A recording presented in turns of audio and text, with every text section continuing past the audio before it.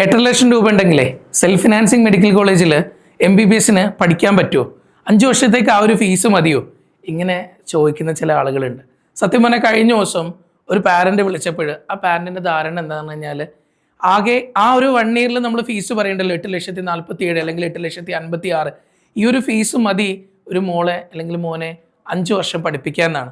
എനിക്ക് ഇതിലൊരു ക്ലാരിറ്റി തരാൻ വേണ്ടിയിട്ടാണ് ഈ ഒരു വീഡിയോ. അപ്പോൾ നമുക്ക് ഓരോ ഗവൺമെൻറ് മെഡിക്കൽ കോളേജിൽ അതല്ല സെൽഫ് ഫിനാൻസിങ് മെഡിക്കൽ കോളേജിൽ MBBS ആണെങ്കിലും BDS ആണെങ്കിലും ഏത് ഫീസിലാണ് കുട്ടികൾക്ക് പഠിക്കാൻ പറ്റുന്നത് ഇതിനെക്കുറിച്ചുള്ളൊരു വീഡിയോ ആണിത്. അപ്പോൾ നിങ്ങൾക്ക് കറക്റ്റായിട്ട് കേൾക്കാം. MBBSൻ്റെയും BDSൻ്റെയും ഗവൺമെൻറ്റിലെയും സെൽഫ് ഫിനാൻസിങ് കോളേജിലെയും ഫീസുകളും ഡീറ്റെയിലും നമുക്ക് നോക്കാം. ആദ്യം വന്നിട്ട് ഗവൺമെൻറ് MBBS സീറ്റുകളുടെ ഫീസാണ്. ഗവൺമെൻറ്റിൽ വന്നിട്ട് MBBS 23,150. ഇപ്പോൾ പുതിയ അലോട്ട്മെൻറ്റ് നോട്ടിഫിക്കേഷൻ വന്നു. ആ സമയത്ത് നമുക്ക് കാണാൻ പറ്റുന്നത് ഗവൺമെൻറ് മെഡിക്കൽ കോളേജിൽ വന്നിരിക്കുന്ന ഫീസ് 23,150 ആണ്. ഇതേ സമയത്ത് സെൽഫ് ഫിനാൻസിങ് കോളേജുകളിലോ വലിയൊരു ചേഞ്ചാണ്. സെൽഫ് ഫിനാൻസിങ് മെഡിക്കൽ കോളേജിൽ ഓരോ കോളേജിനനുസരിച്ച് വേരി ചെയ്യുന്നുണ്ട്. എന്നാലും ഒരു ആവറേജ് ഫീസ് 8 ലക്ഷം രൂപയാണ്. ഇതിൽ തന്നെ നമുക്ക് നോക്കാം 8,10,000 മുതൽ സ്റ്റാർട്ട് ചെയ്യുന്നുണ്ട്. ചില കോളേജുകളിൽ ഏതോ ഒരു കോളേജാണ് 8,10, പിന്നെ ഒരു കോളേജ് 8,15. അതിൻ്റെ ഡീറ്റെയിൽ ആയിട്ടുള്ള കാര്യങ്ങൾ നമ്മുടെ ഇപ്പോൾ വന്നേക്കുന്ന അലോട്ട്മെൻറ്റ് നോട്ടിഫിക്കേഷനിലുണ്ട്. ഓക്കെ, അത് കൂടാതെ 9,37,000 വരെ ഇത് വരുന്നത് എവിടെയാണെന്ന് ചോദിച്ചു കഴിഞ്ഞാൽ വയനാട്ടിലെ DM വിംസിലാണ്.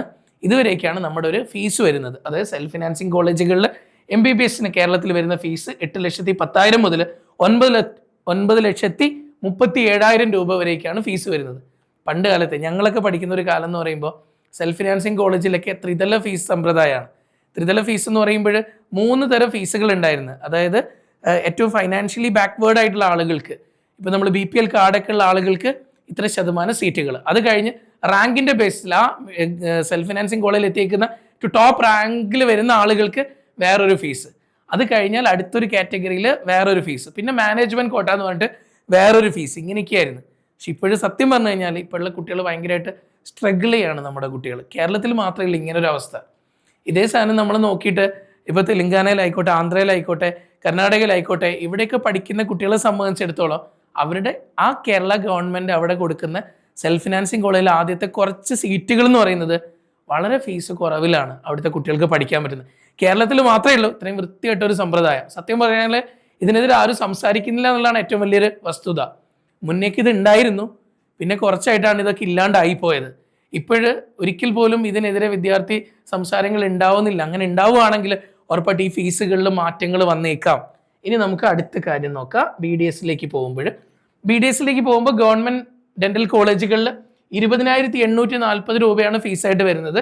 അത് നേരെ സെൽഫ് ഫിനാൻസിങ് കോളേജിലേക്ക് പോകുമ്പോൾ 3,47,000. ഇതൊക്കെ ഓരോ വർഷത്തെ ഫീസാണ്. ഓക്കെ, ഇതിൻ്റെ കൂടെ അഡീഷണൽ ഫീസ് വരും കേട്ടോ.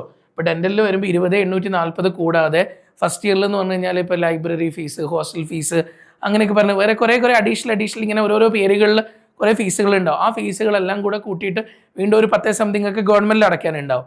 സെൽഫിലേക്ക് പോകുന്ന സമയത്താണെങ്കിലേ അവിടെ എന്തായാലും 1 ലക്ഷം രൂപയുടെ അടുത്ത് അവരുടെ അഡീഷണലായിട്ട് അവരൊരു ഫീസ് വാങ്ങിക്കും. അതെന്തെങ്കിലുമൊക്കെ പേരുകളൊക്കെ ഇട്ടിട്ട് തരും. ഇത് കൂടാതെ മെസ്സിന് വേറെയും കാണേണ്ടി വരും. ഇതെല്ലാം കൂടെ ആകുമ്പോൾ വലിയൊരു ഫീസ് അവിടെ വരും. ഇത് നേരെ NRI കോട്ടയിലേക്ക് പോകുമ്പോൾ 6.3 lakh ഓരോ വർഷത്തിലും.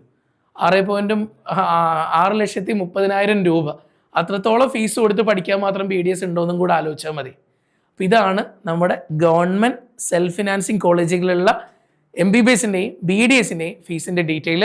അപ്പോൾ എനിക്ക് നിങ്ങളോട് പറയാനുള്ളത് ഇതൊരിക്കലും 5 ഇയറിലേക്കുള്ള ഫീസല്ല, ഓരോ വർഷത്തെ ഫീസാണ്. അപ്പോൾ നമ്മൾ ശ്രദ്ധിച്ചിട്ട് വേണം ഓപ്ഷൻ രജിസ്ട്രേഷൻ കാര്യങ്ങളൊക്കെ ചെയ്യാൻ. ഇപ്പോൾ ഒരു എക്സാമ്പിൾ ഞാൻ പറയാം. നിങ്ങളുടെ കുട്ടിക്ക് വന്നിട്ട് ഇപ്പോൾ ഡെൻ്റലിൽ മതി സീറ്റ്, അങ്ങനെയാണെങ്കിൽ നിങ്ങൾ എപ്പോഴും ആദ്യം ഗവൺമെൻറ് മെഡിക്കൽ കോളേജുകൾ എന്തായാലും ഓപ്ഷൻസ് കൊടുക്കുക. അത് കഴിഞ്ഞാൽ പിന്നെ ഡെൻ്റൽ കോളേജാണ് കൊടുക്കേണ്ടത്.